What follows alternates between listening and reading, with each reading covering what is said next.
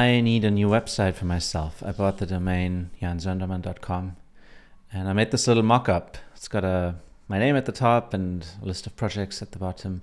And today I want to make that image at the top. And because I want it to be a little bit different, I'm going to make it out of wood. I will be carving the image into that sheet of plywood you just saw, and then ink it up, print it on a piece of paper and scan that. And then later I'll stitch all those images together and make the website.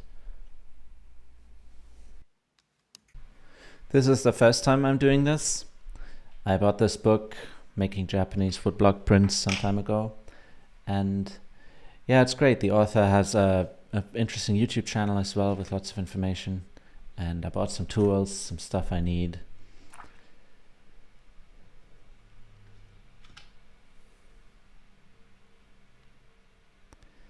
I start by sketching out the drawing of the elephant in the shape of my name. This will later be transferred to tracing paper. I could have started out just doing it on tracing paper, but I didn't think of that for some reason.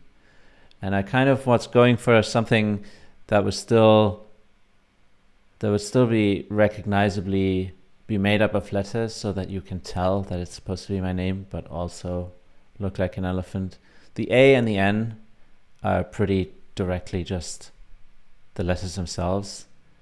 The J isn't quite as recognizable, but I thought it still worked, especially with the A as the ear. This is the same drawing, like I said, I just transferred it onto tracing paper. And what I'm about to do now is to cut these things called registration marks. These are useful if you print multicolored blocks, which I don't do, so I don't technically need these, but I still wanted the practice. These can be used to align the paper in the same position on several wood blocks.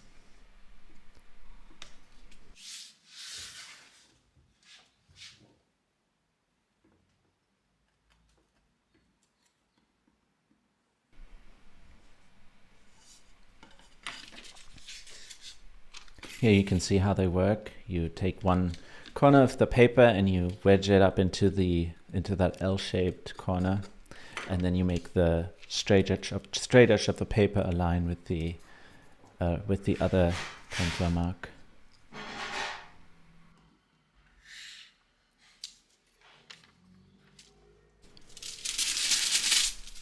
The reason I had to copy the drawing onto tracing papers is so that I could flip it, because when I print the block, it'll be flipped again. And of course I want the elephant to read J-A-N.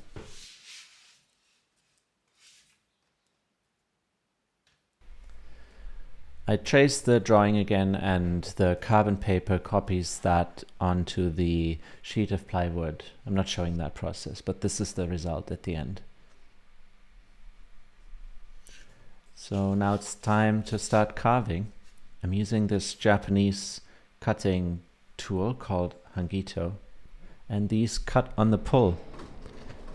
And I make two cuts, one following the line and another one to remove some of the wood, so that later I can come in with less precise tools and remove everything that I don't want to have printed.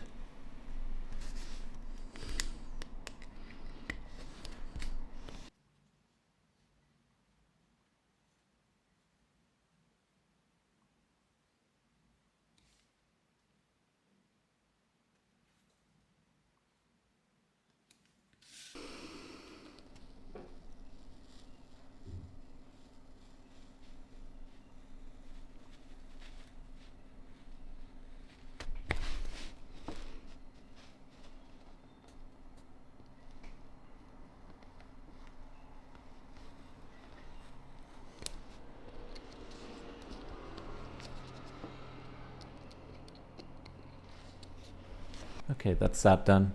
The next part is to clear out everything around the elephant, and I use this U-gouge from my set of lino tools.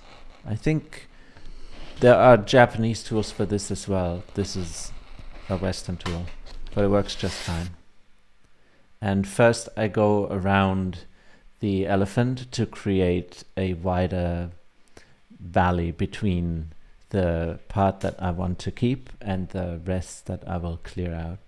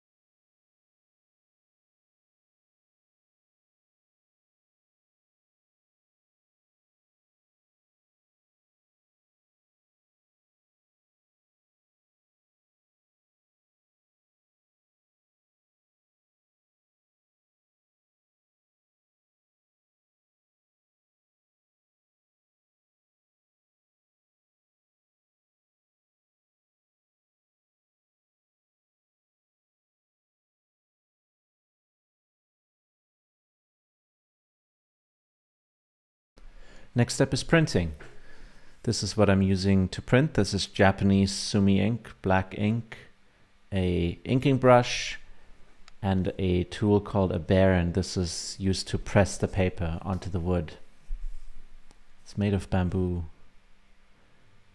And on the left there you see the ink and also a special rice paste that I'm actually not quite sure what the purpose of this is. I think it perhaps distributes the ink or makes it soak into the wood better. But you need both in combination, so I just dab some on both of those. And then I use the brush to just spread everything around. It looks really messy, and you end up spreading ink everywhere, as you can see, not just the raised area, which is different from lino cut or other styles of printmaking where you use a roller and you have to be very careful not to get ink into the areas between the mountains, so to speak. With Japanese woodcut printmaking, that is not a problem. And here you see me use the baren for the first impression. I read that it's good to, or that you usually want to just take a few prints to condition the wood and have the ink and everything soak in. So yeah, that's the first print. I missed the legs and the trunk, but it's looking okay. Some more wood to clear here. I go in again with my gouge to remove little peaks under the elephant's belly.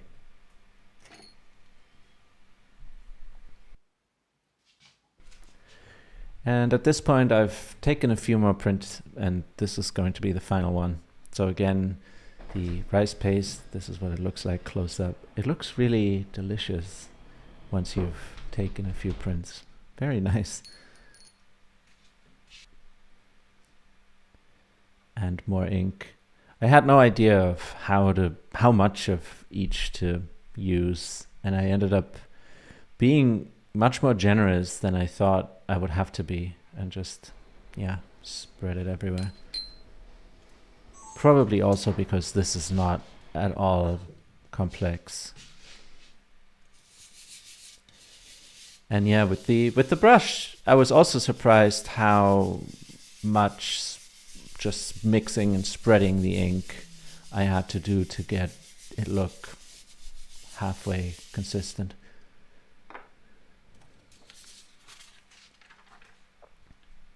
Again, the paper. This is slightly moistened, which again I read you should do. But it's just the cheapest copy paper that I could find. This is a very satisfying part of the process. Makes this nice sound and it feels really good to have it in your hand. I like this much better than the other tools I've used for linoleum, like spoons and frogs and presses. You feel like you have a very direct connection to the paper and the wood.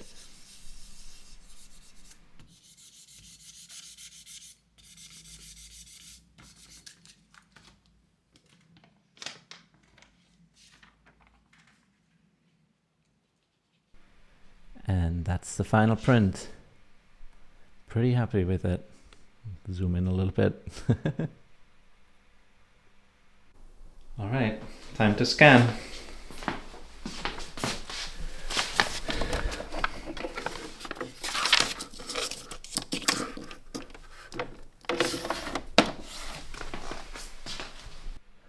This is the final scan. I'm very happy with this result, and it was great fun. I'll definitely be doing more of this in the future. So take a look at jansondermann.com. Maybe it's already up. I hope you enjoyed. Maybe you learned something. Maybe you've done this before. Maybe you saw something that I can do better. So let me know in the comments, and I hope to see you next time. Bye.